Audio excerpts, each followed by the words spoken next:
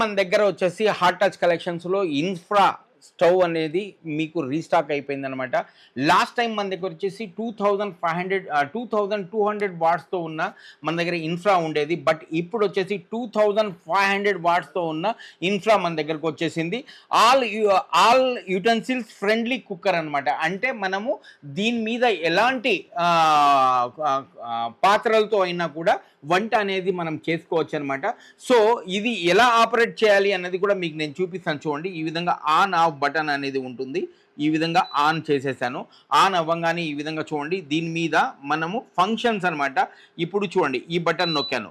ఇక్కడ చూడండి ఈ హాట్ స్పాట్ అనే బటన్ మీద మీకు లైట్ బింక్ అవుతుంది. ఇంకొకసారి నొక్కితే చూడండి, ఇది ఫ్రై అన్నమాట. దీని మీద ఈ విధంగా ఫ్రై ఇది వచ్చేసింది. దాని తర్వాత ఇంకొకసారి నొక్కితే బార్బిక్యూ.